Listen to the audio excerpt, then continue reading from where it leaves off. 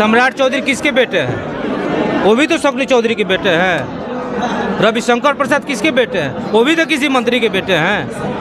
तो पर ये तो कहने का एक प्रोपगंडा ये लोग अपना लिया है, परिवारवाद, 15 साल जंगल राज। तुम्हारे यहाँ कहाँ मंगल राज है? सर, उनका दूसरा आरोप ये है कि नौकरी मुख्यमंत्री का अपना एकाधिकार होता है। मेरे मीडिया बंधु भाई वो बोलते हैं कि मैं मुख्यमंत्री अपने कलम से दिए हैं रोजगार। ठीक है, आप मुख्यमंत्री हैं, तो आप इतने साल 17 साल कहाँ थे, काहे नहीं दिए? वैकेंसी तो आज से नहीं ना बनती। वैकेंसी उन्होंने लिस्ट देखा थे, हमारे माननीय उप मुख्यमंत्री तत्कालीन उस समय के उप मुख्यमंत्री तेजस्वी यादव, उस समय देखा कि किस किस डिपार्टमेंट में कितनी वैकेंसियाँ 10 साल 15 साल से नहीं हुई है, उसका लिस्ट उन्होंने तैयार किया। तब उन्होंने वैकेंसी निकाला उन्होंने और नौकरियां दिया। तो आपको तो देना चाहिए ना। आप तो जानते थे, आपके पास सरकार थी, आप सरकार में आपके सारे लोग मंत्री थे, तो आप काहे नहीं डेटा निकाल के देखे कि कहाँ कहाँ वैकेंसी खाली है, हमको देना है, नौकरियां देना है। तो आप तो उस समय बोल रहे थे कि अपने बाप के यहाँ से पैसा लाया, वो अपने बाप के यहाँ से पैसा भी लाया, नौकरी भी दिया और लोगों को समय से पैसा भी दे रहा है। आखिर तो आप ही की सरकार कर रही है। जंगल राज का आलाप रहा है। अरे कितना दिन जंगल राज का आलाप कीजिएगा? यही आलाप करते करते तो 17 साल राज किए, अब कितना दिन आलाप कीजिएगा? वो जंगल राज थोड़ा था, जंगल राज बनाया गया एक। अब जैसे होता नहीं है, किसी चीज़ को बार बार दोहरा देने से बात सही होता है, वही चीज़ उन्होंने जंगल राज आए तो उससे ज़्यादा बदतर स्थिति है। आपका ग्राफ उठा के देख लीजिए, सर्वे रिपोर्ट उठा के देख लीजिए कि आज बिहार में कितनी भ्रष्टाचार है।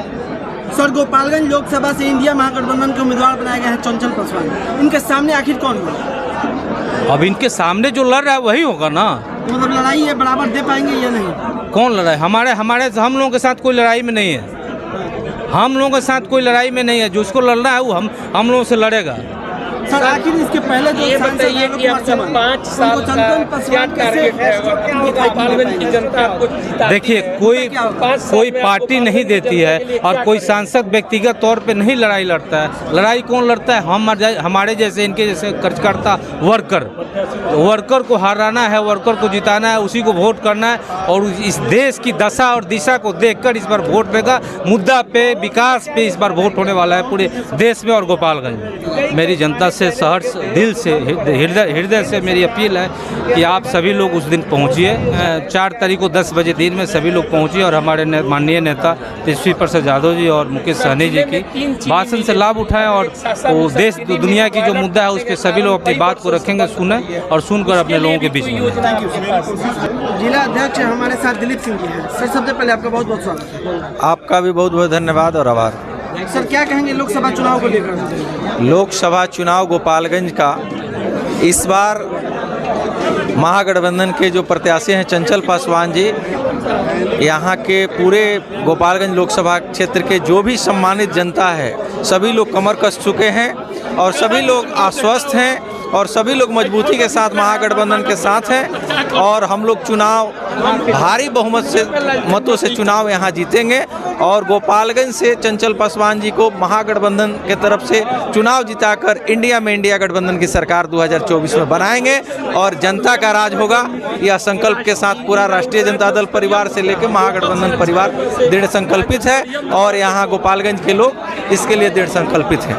सर, मोदी लहर चल रहा है, इसमें क्या कहिए? कोई लहर नहीं है, लहर है। गरीब पे अत्याचार हो रहा है, महंगाई बढ़ रहा है, बेरोजगारी बढ़ रहा है, भ्रष्टाचार बढ़ रहा है, तानाशाही बढ़ रहा है, किसानों का आय नहीं व्यय दोगुना हो रहा है, लोगों का खर्चा दोगुना हो रहा है, ये चीज़ बढ़ रहा है। मोदी कोई लहर नहीं है। 17 साल बनाम हम लोग अभी जनता के बीच जा रहे हैं। 17 साल बनाम 17 महीना। 17 महीना में हमारे नेता आदरणीय तेजस्वी यादव जी जो महागठबंधन के नेतृत्व में सरकार नेतृत्व कर रहे थे और 17 महीना में 5 लाख लोगों को रोजगार जो दिए, गरीब लोगों को गुणवत्तापूर्ण शिक्षा देने के लिए जो शिक्षा के क्षेत्र में कार्य किए, अस्पताल के क्षेत्र में जो काम किए, जितने भी अस्पताल हैं उसको देखिएगा।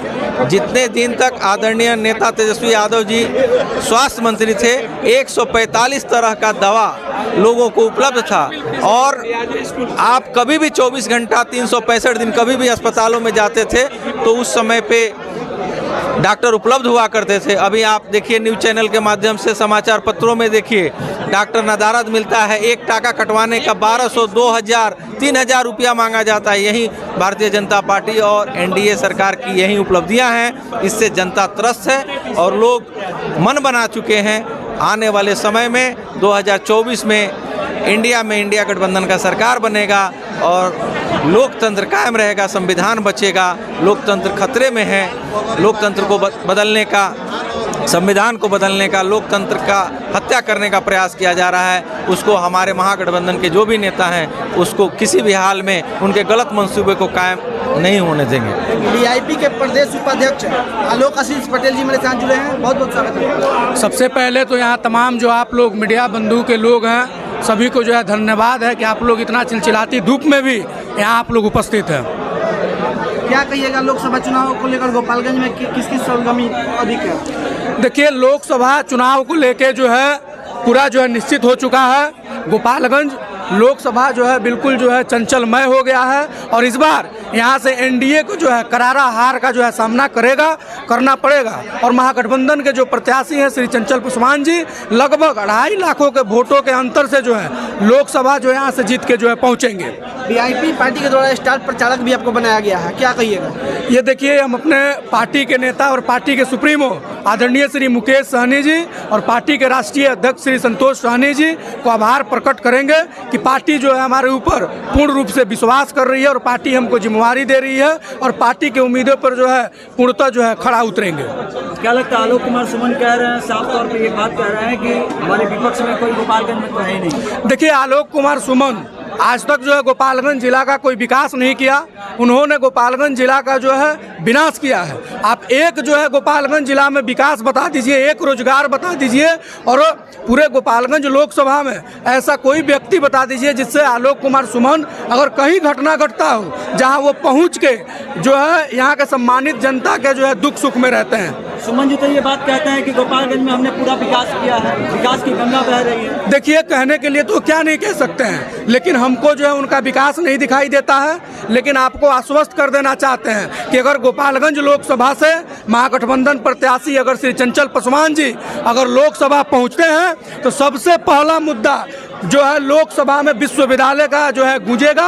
और साथ ही जो हम लोग आए दिन देखते हैं कि गोपालगंज लोकसभा के सम्मानित जनता के साथ अगर कोई दुर्घटना होता है और वो जो सदर अस्पताल पहुंचते हैं तो वहाँ हम लोग को सुनाई देता है कि इनको जो है गोरखपुर और पटना जो है रेफर कर दिया गया। इस जो है असुविधा को हम लोग हटावेंगे और गोपालगंज से भ्रष्टाचार को खत्म करेंगे और शिक्षा और स्वास्थ्य को जो है अच्छा करेंगे।